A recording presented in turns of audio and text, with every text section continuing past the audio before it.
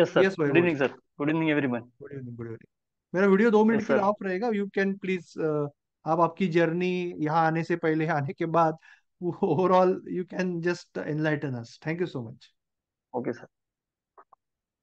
वैभव ji. Sir basically 3 बजे से जो भी बात हुई है उस पे मेरा हमेशा एक बात पे सोच रही है कि एक ट्रेडर कम्युनिटी ऐसी है कि जिसमें अगर 100 लोग बैठे हैं और 100 लोगों को बोलो कि अगर चार चार पॉइंट लिखो, तो उसमें मेरे ख्याल से 95% जो है वो सब 4 पॉइंट सेम ही आएंगे।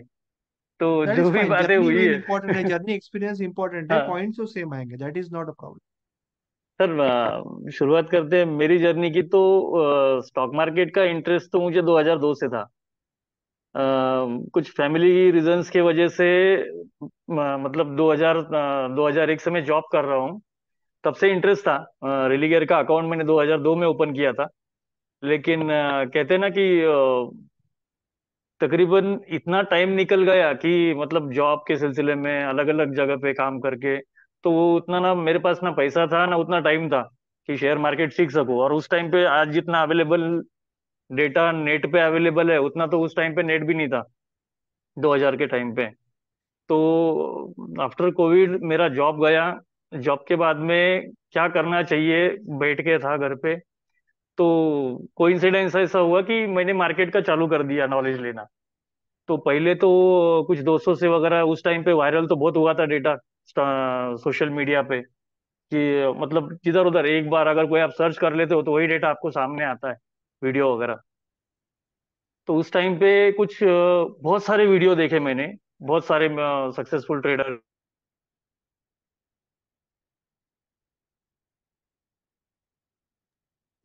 मेरे दोस्त थे जिन्होंने एक ऑफलाइन कोर्स लगाया था। मैंने भी उनका देख के वहां पर कोर्स लगाया। तो लिटरली ऐसा हुआ था कि मुझे समझ में नहीं आया कि वहां पर मैंने कोर्स लगाया है वो मुझे सिखाने के लिए बिठा रहा है, या मतलब वो ऐसा करता था कि डायरेक्ट वो ट्रेड लेने के लिए बोलता था हमको। और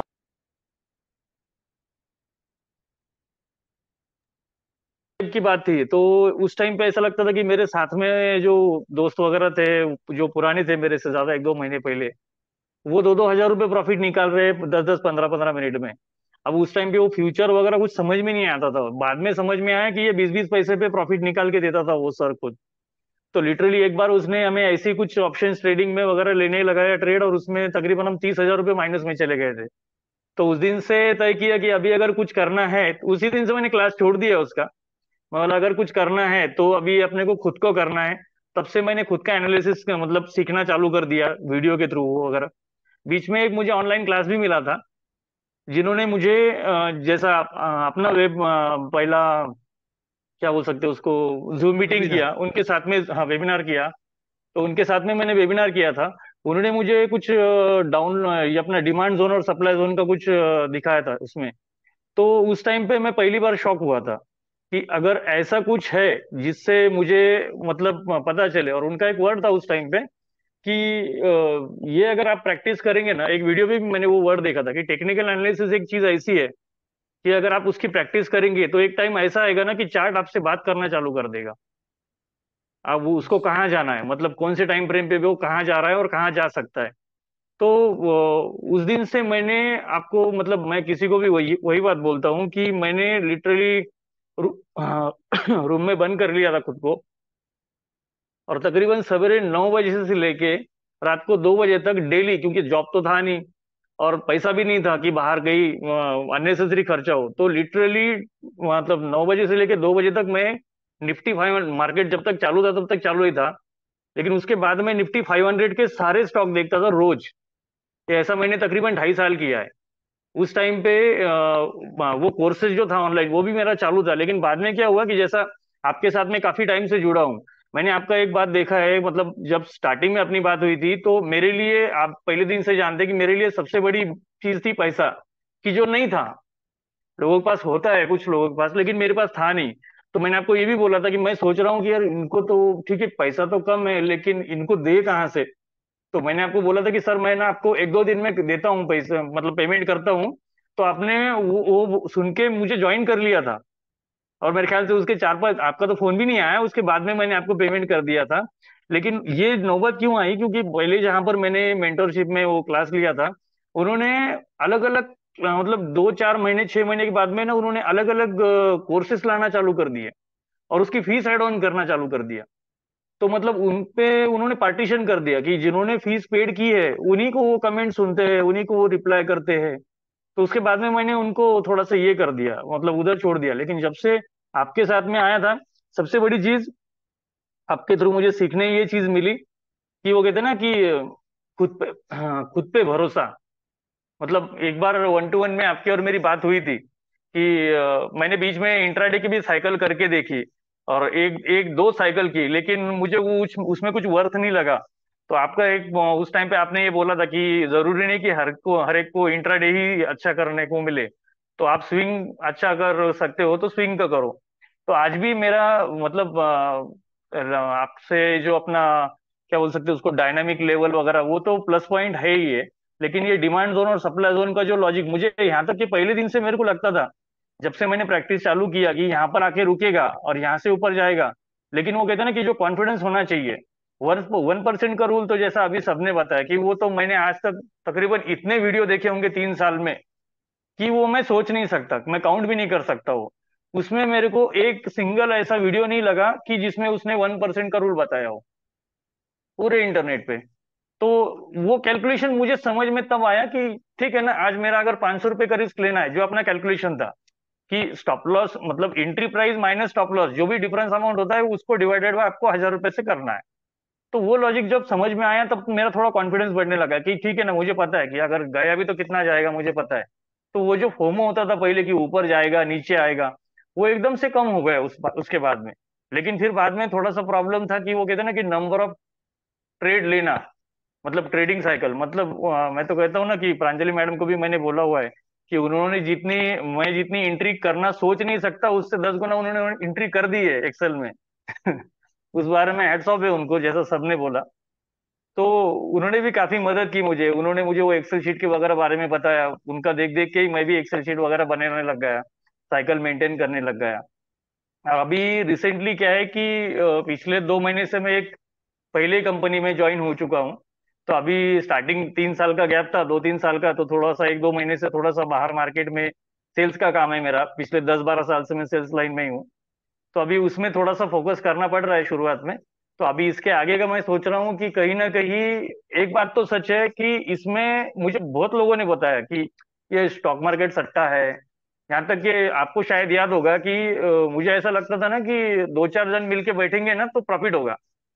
तो हम्म। लिटरली मतलब उसमें अच्छे खासे जो मैंने रूल्स बनाए थे मेरे लिए, वो खुद ब्रेक होने लग गए उनकी सुन के। मतलब वो दुकान में पानी का जार डाल के जाने वाला जो लड़का था, वो सवेरे 6,000 रुपये प्रॉफिट निकाल के दे रहा है, दिखा रहा है मेरे को। और वो बिना कुछ रूल के, उसने 3 ग्रुप ज्वाइन किए टेलीग्राम के, दो पे अगर कॉल आता है तो वो 400-500 पॉइंट दूर का स्ट्राइक प्राइस लेगा, 500 क्वांटिटी या 1000 क्वांटिटी, और 2-4 रुपए में बाहर आ जाएगा। और मैं यहाँ सब कुछ रूल विल ब्रेक मतलब फॉलो करके बैठा हूँ यहाँ के, मुझे पैसा ही नहीं बन रहा है। तो और लिटरली मैं आपको बताऊं, अभी मेरे साथ में जो बंदा था उसका पेड ग्रुप था उस टाइम पे, तकरीबन 6-7 महीने पहले। और लिटरली मैंने मेरी आंखों से देखा है कि 80-80 हजार रुपए पर डे निकालने वाला है वो बंदा। आज की डेट में ये हालत है उसकी कि उसको किसी ने तो भी पैसे दिए मार्केट से, अलग अलग जगह से उसने उठाया। आज की डेट में वो 25 लाख रुपए लॉस में है। और वो नौबत ऐसी आ गई है कि उसके फादर को वो घर बेच के उसका पैसा देना पड़ रहा है। तो मतलब बात वही है कि मैं मेरे को एक बात तो तभी समझ में आ गई थी कि अगर वो कहते हैं ना कि 10 में से अगर 9 लोगों का, या फिर मतलब 100 में से अगर 95 लोगों का अगर इसमें लॉस हो रहा है ना, तो इतना भी आसान नहीं है। लेकिन दूसरी बात मेरे सामने ये आती थी कि 95 लोगों का जो पैसा है वो 5 लोगों के पास जा रहा है, ये ज्यादा इंपॉर्टेंट थी। और मुझे ये बिल्कुल मतलब ये मेरी ख्वाहिश नहीं है कि मैं 5 में से नंबर 1 पे आऊं। मैं बस ये चाहता हूँ कि 5 में मेरी काउंटिंग हो। ये जब से मैंने चालू किया ना, मुझे पैसा, वो कहते हैं ना कि जिस चीज को जितना ज्यादा खींचोगे ना उतना वो ज्यादा दूर भागेगी। ये मेरा लाइफ का एक्सपीरियंस रहा है। तो उसके बाद में मैंने वो कहते हैं ना प्रोसेस पे फॉलो किया अपने इस पे, यहाँ तक कि आपको अगर चार्ट देखते होंगे तो मेरे जो सप्लाई जोन जो है, वो मैं पहले डरता था कि यार उस पर तो वहां तक जाएगा नहीं जाएगा, वहां से वो नीचे आएगा, उससे अच्छा है अपन यही निकाल लो। लेकिन अभी अगर रिसेंटली मेरे अगर कुछ ट्रेड अभी भी काउंटिंग है, एनबीसीसी में कल मैंने 50% टारगेट बुक किया, लेकिन अभी लिटरली 1:10 1:12 तक गए टारगेट। तो ये काफी बड़ा फर्क पड़ा है आपके साथ में ज्वाइन होने के बाद में। और रिसेंटली अभी मैं वही सोच रहा हूँ कि अभी अगर जॉब को लगा हूँ तो कहीं ना कहीं एक अल्गो सिस्टम अगर मैं कुछ उसमें भी सीखना चाहता हूँ, कि अगर अल्गो सिस्टम अगर एक कुछ ऐसी हो कि जिसमें मेरा इतना भी हार्ड जॉब नहीं है कि मैं कभी पीसी पे बैठा हुआ नहीं हूँ, मैं चलते फिरते मैं मोबाइल से एक्सेस कर सकता हूँ, लेकिन कहीं ना कहीं वो कहते हैं ना कि एक ऐसा टेक्निक हो कि जो अपना ट्रेडिंग खुद ब खुद करे। ऑब्वियसली उस पर वॉच तो अपने को रखना ही पड़ेगा, लेकिन कहीं ना कहीं इसमें थोड़ा और सुधार आए। तो इसके लिए मेरा चल रहा है कि एक अल्गो सिस्टम के भी ऊपर थोड़ा सा फोकस करना है। बाकी एक चीज तो टेक्निकल एनालिसिस के बारे में सबको शायद वो बात सही लगे नहीं लगे, लेकिन मैंने ये बात मतलब ये मुझे हमेशा लगा है कि आज तक मैंने बहुत कोशिश की, यहाँ तक कि सब ये चार्ट मेरे सामने लगे हुए, कैंडल स्टिक के नाम लिखे हुए, लेकिन वो कभी मेरे समझ में नहीं आई कि ये इंगल्फिंग कौन सी है। तो उसके बाद में मैंने थोड़ा सा ये ऑब्जर्वेशन किया कि कोई भी कैंडल हो, फिर वो चाहे मंथली हो, डेली हो या 15 मिनट की हो, वो कैंडल को बनाने के पीछे एक साइकोलॉजी है। और जहां तक मेरा सोचना है कि रियल लाइफ में जो कहते हैं ना कि नेचर के साथ में जो अपना कनेक्शन है वही मार्केट में होता है। जैसा अभी देवेश जी ने कुछ बताया था, कुछ बात चल रही थी, तो जैसा अपन क्या बोलते हैं उसको कि स्ट्रैटेजी, स्ट्रैटेजी एक चीज ऐसी है, अगर कोई मतलब कोई अगर मतलब क्या कहते हैं उसको, बड़े मेले में अगर कोई बांसुरी वाला खड़ा है, तो बांसुरी बजा रहा है, अपने को लगता है वो बांसुरी अपन ले लेंगे ना तो अपन भी वैसे ही बजा सकते हैं। वैसे ही अगर मैंने बांसुरी ले ली, वो मुझे बजाना तो आएगा नहीं। अगर आप गिटार के पास जाओ, गिटार वाले के पास जाओ, इतना बढ़िया बजाएगा, आप लो बस हाथ में, आपको समझ में नहीं आएगा उसको पकड़ना कैसा है। तो मतलब जादू वो बांसुरी में और वो गिटार में नहीं है, उसके हाथों में और उसके दिमाग में। ये जब तक हम समझते नहीं है तब तक वो वही चीज मुझे लगी कि कोई भी कैंडल हो, उसमें जरूर एक बायर है और एक सेलर है, उसके अलावा और तीसरा कोई नहीं है। और मैं ज्यादातर ये समझने का कोशिश किया कि अगर मेरे से पहले जैसा डिमांड जोन का जो बेसिक लॉजिक था, वो स्ट्रैटेजी का नाम ही था फॉलो द फुटप्रिंट्स। तो वो लॉजिक ऐसा था कि मतलब मैं सोचता हूँ कि जैसा आप मतलब अपने ग्रुप में बहुत सारे लोगों ने सोचा होगा या उनके साथ में हुआ भी होगा कि अगर आप कोई 100 क्वांटिटी ले लेते हो, और आपसे कोई आपको कोई बंदा ऐसा लगता है कि उसको ऐसा लगता है आपको अच्छा आता है उससे, तो अगर आप 100 ले लोगे ना तो वो 10 तो ले ही लेगा। ये सोच के अगर आप 100 पे अगर स्टॉप लॉस ले सकते हो तो वो 10 पे तो लेगा ही लेगा। बस वही टेंडेंसी मेरी, मतलब मैं उसमें थोड़ा सा सोचा कि डिमांड जोन पे अगर कोई बड़ा बाइंग आ रहा है, मैं काफी मतलब थोड़ा बहुत फंडामेंटल भी चेक करता हूँ, और उसमें भी मैंने थोड़ा बहुत कोशिश किया है सीखने का वगैरह, वो जितना जरूरी है उतना। लेकिन वो भी मुझे बहुत अच्छा उसका रिवॉर्ड मिला है। और उसके साथ साथ मैं जब से आपसे जुड़ा हूँ, वो अपना डायनामिक लेवल है, 1% रूल का तो मतलब बेस्ट है। और साइकोलॉजी जो आपने बताया कि डिमांड जोन, मेरे ख्याल से एक बार अपना 1-to-1 हुआ था तो मैंने कुछ आपको चार्ट वगैरह भी शेयर किए थे स्क्रीन शेयर के टाइम पे। वो कहते हैं ना, सब कुछ मुझे लगता है दिख भी रहा है, हो भी रहा है, यहाँ तक कि मैं बहुत सारे स्टॉक लिख के भी रखता था कि ये इस पे आएगा ना तो ये यहाँ से लेना है। लेकिन लिटरली आके जाता था तो मेरे को मालूम नहीं होता था, और वो अच्छा खासा ऊपर गया है, ऊपर के सप्लाई जोन तक, और वहीं से उसको रिवर्स आना है, और वो आ भी रहा है। लेकिन वो कॉन्फिडेंस नहीं था, तो अभी वो काफी उसमें बदला हुआ है। और मैं तो मतलब हर एक को वही कहता हूँ कि मतलब मेंबर, अपने ग्रुप में जो भी मेंबर है, जिनको जिनको कार चलाना नहीं आता उन्होंने कार का कोर्स लगा लेना चाहिए। मैंने एक बार कोर्स लगाया था क्लास का, एक नया बंदा आया था, वो उसको पूछ रहा है टीचर को, सर इसमें परफेक्ट कब हो सकते हैं? तो बोले एक ही बात समझो कि जिंदगी भर आप कभी परफेक्ट नहीं हो सकते इस चीज में, क्योंकि हर एक टाइम, मैंने जैसा अभी आपको बताया कि रियल लाइफ का और शेयर मार्केट का मैं काफी सिमिलर चीजें देखता हूँ। बस आपकी एक गलती है और आपको खत्म। बस मेरी कोशिश ये होनी चाहिए कि भाई मेरे से कोई एक्सीडेंट ना हो। मतलब 1,000 रुपए का अगर मैं खर्चा कर सकता हूँ ना तो मैं 1,000 रुपए की ही रिस्क लूं। मेरी गाड़ी अगर ठुक भी जाती गई तो 1,000 रुपए के ऊपर ज्यादा खर्चा ना हो। वो अगर मैं फॉलो करता हूँ तो फिर तो मतलब एक्सीडेंट तो होंगे ही, छोटे मोटे तो चीजें होंगी ही, वो तो कंसिडर करके ही अपन रोड पे उतरते हैं। तो बस सर ये जर्नी है, बाकी सब कुछ तो सबने बता दिया है। आपका सो बहुत वेल बड़ा सर। हाथ रहा है मेरा इतना बड़ा कॉन्फिडेंस बढ़ाने के लिए, उसके लिए थैंक यू आपको। Welcome, thank you so much. जब वैभव जी से पहली बार बात हुई थी, बार बार वो एक चीज कहते थे डिमांड सप्लाई के बारे में। उनको उनका जो है ना, बेसिकली उनको कॉन्फिडेंस था अंदर से कि उनको डिमांड सप्लाई अच्छा आता है। वो उनके, जब भी मैं उनसे वन टू वन करता था, फोन पे मिलता था, जूम पे भी मिला, तो समझ में आता था कि उनको डिमांड सप्लाई में इंटरेस्ट है। बट वो कहीं पे अंदर थोड़ी सी कॉन्फिडेंस की कमी है और कंफ्यूज है कि मैं क्या करूँ, ये करूँ क्या वो करूँ। तो हमने अलग अलग चीजें ट्राई की, इंट्राडे भी ट्राई किया, बट उनके बातों से ये क्लियर हो रहा था कि उनको उसमें पैशन भी है डिमांड सप्लाई पे, और नॉलेज भी है, अंडरस्टैंडिंग भी है, और कॉन्फिडेंस भी है। सिर्फ वो पूरी तरह से उभर के नहीं आ रहा है। तो फिर मैंने उनको बोला कि आप डिमांड सप्लाई पे ही करो, आप उसमें अच्छा करते हो। तो sometimes we need that outer, कोई बोलना चाहिए हमें कि तू ये कर, ये तू अच्छा कर हाँ सकता, that is very much needed sometimes. यानी हमें पता होता है but we want that affirmation, confirmation. तो उसके बाद उनकी जो फिर गाड़ी छूट गई मेरे हिसाब से। अच्छे से उन्होंने डिमांड सप्लाई पे फोकस किया, उनका सिस्टम हॉपिंग बंद हो गया। He started to focus on demand supply. दूसरी चीज उन्होंने बोला भी था मुझे कि हम एक जगह पे बैठे तो मैं क्या करूं, वहां पे रहूं या हम्म अकेला बैठूं। तो मैंने बोला, पूरा समझ के लिया। फिर मैंने बोला नहीं, आप अकेले बैठोगे तो ज्यादा फायदा है। और वो उनका फोकस काफी बढ़ गया तभी से कि क्या करना है। तो जो ओवर ट्रेडिंग या डिस्ट्रैक्शन था वो निकल गया जब वो हम्म। अकेले बैठने लग गए। तो कम्युनिटी तो है ही साथ में, व्हाट्सएप ग्रुप तो चालू है, तो आदमी अकेला तो है ही नहीं। बट वो होता था ना कि इसने ले लिया तो मैं भी ले लूं, इसने नहीं लिया, हाँ, तो वो वो सब बहुत बंद हो ज्यादा गया कि जरूरी मुझे है लग सर, रहा है। वो बंद होना जरूरी है। हम्म। तो एक व्यू के साथ ट्रेड करना उन्होंने चालू किया।